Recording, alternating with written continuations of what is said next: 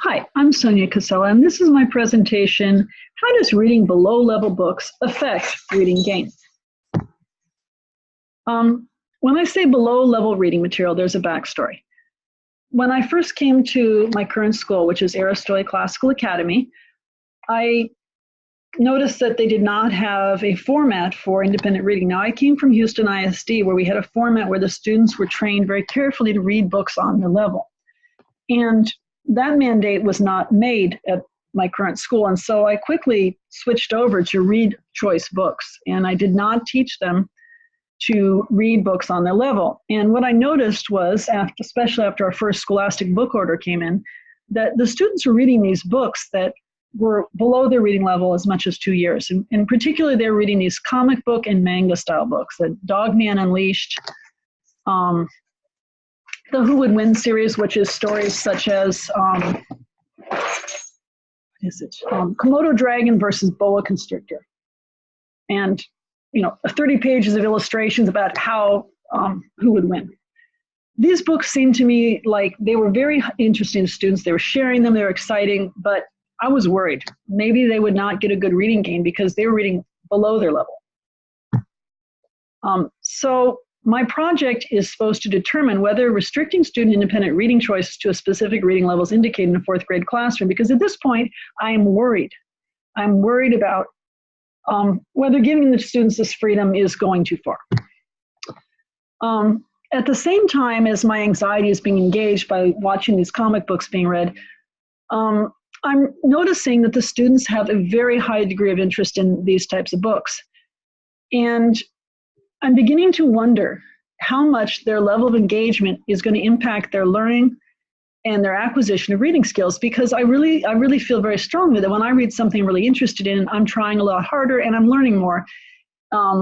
Sometimes when I'm reading something I don't feel like reading, I can read the whole thing and I can barely remember it. So I'm wondering if the students are having the same kind of experience. Maybe they're decoding every word with these high engagement books and they're not really reading carefully with the higher books. So I'm thinking that grading the books only on reading level without considering the engagement is possibly not going to be valid for obtaining the reading gain. My research question is, during class independent reading time, will students lose potential reading gains if they are granted freedom to read any book they enjoy, including those well below their reading level, such as Dave Pilkey's Dogman and other comics and manga?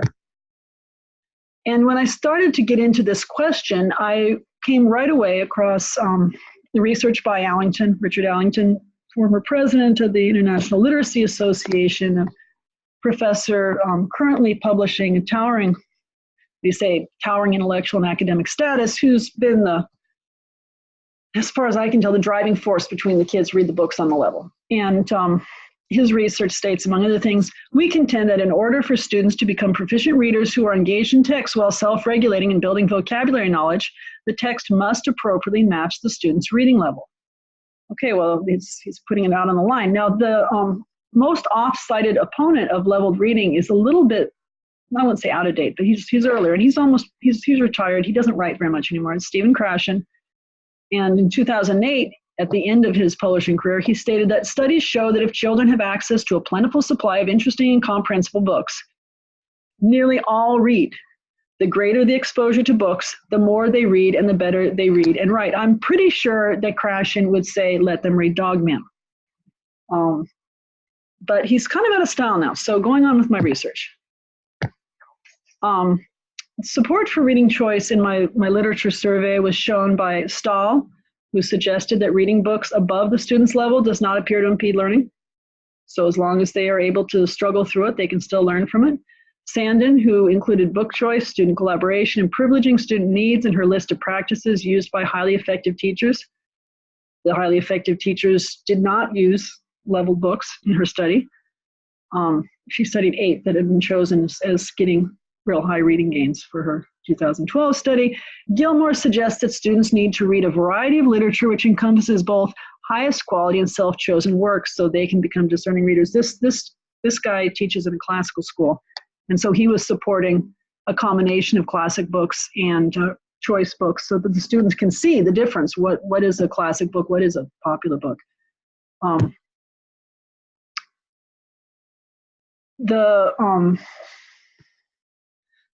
The following researchers support reading comic books and other graphic novels: McGowan, Osborne, Warhurst, Norgate, and Duncan. Education Week, Chile, Arnold, Rapp, Pallet, all those people are saying yes. Comic books and graphic novels on some level or another are helping readers, particularly struggling readers and ESLs, and my slide is missed. These researchers say that reading with enjoyment increases reading gain. Hallard, Dieter, Deckert, Thompson, DeThorne, Topping, Samuels, Paul, Savitskova, Mergen, Moon, all saying that reading with enjoyment is going to increase your reading gain. So I found some support for my thesis. I had to kind of look for it. Most of the research probably is going with Allington at this point, but he's not the only voice. Other voices are saying maybe different levels. The method, the site, and subjects for this study. The site is Aristotle Classical Academy, a charter school located in Katy, Texas. 440 students, grade K to 4. There's also an upper school, which goes all the way to grade 12. It's a Title I school. 60% of students receive free or reduced school lunch. The research is going to be done in my self-contained 4th grade classroom. This year, I have 13 boys, 9 girls, 15 white students, 4 Hispanic students, 1 African American, 1 Asian, 1 student of mixed race. So this is, it's not what we call a truly diverse school, but it's a somewhat diverse school. It's not a school out on the high end of achievement. It's not a school that is all one race. It's a little bit diverse. We have 1 student in special education, 2 on a 504, and 3 SL. And the STAR scores at our school are in the average range. So it's not a high or low achieving school. It's a typical school, perhaps, in a lot of ways. My data collection. So in order to collect data on whether the students are getting these gains, I'm going to use a conventional computer benchmark. But in order to find out how and why, I want to use these anecdotal notes. And I drew them up. I like hand-drawn things. I like to write on handwritten worksheets. I still make them for my kids. This note is supposed to give me the opportunity to sketch how they're sitting, to notice what they're doing, how they're doing it, if they're reading with someone else, what their book is, what page they're on, and how long into the block. Because I think if you do independent reading time, you know that 10 minutes in the block, you're looking to see if the kid is still seriously reading. In addition to the computer benchmark and the anecdotal note, I'm going to use a Garfield reading attitude survey, which will hopefully allow me to see a difference in their reading attitude based on whether they get to read with choice or not. Study design is quasi-experimental. I've got 2 groups. They're not completely experimental, but quasi-experimental. They can be randomly chosen because they're all in my class. I couldn't get any others. The treatment group will be able to read any material, including comic books, manga, Dogman. The control group will have to do the Allington program, restricted to books on the reading level.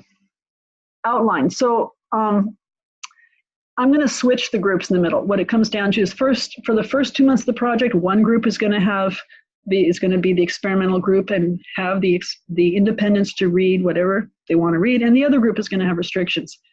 Before the groups start, I'm going to take a benchmark test. Then in the middle, I'm going to take another benchmark of tests. And then they're going to switch. So then the kids who were able to choose are now going to be restricted, and the ones who are restricted are going to be able to choose.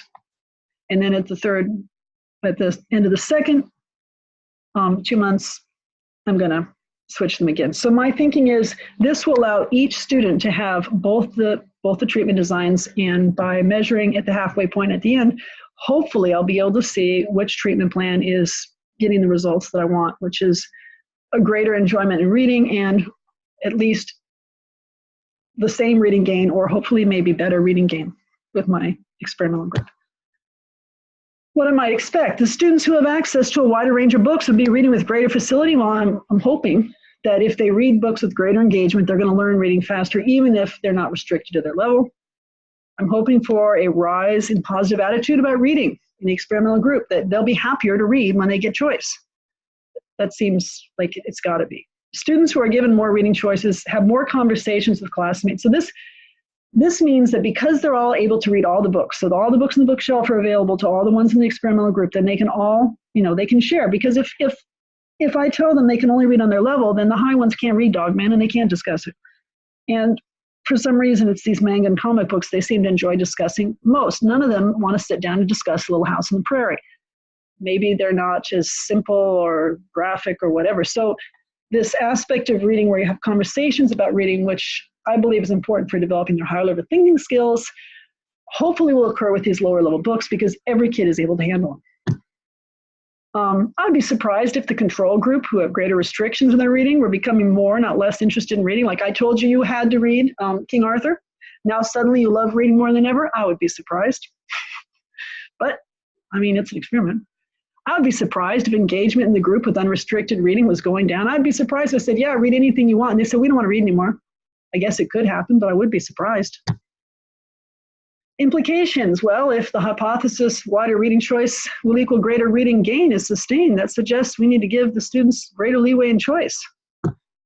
The conclusions are prescription of having students read on-level books is popular, at least in school district management, but is not supported by all research. We're not, well, no education research is for sure. You all know that. But it's not as much of a slam dunk as some would have you think.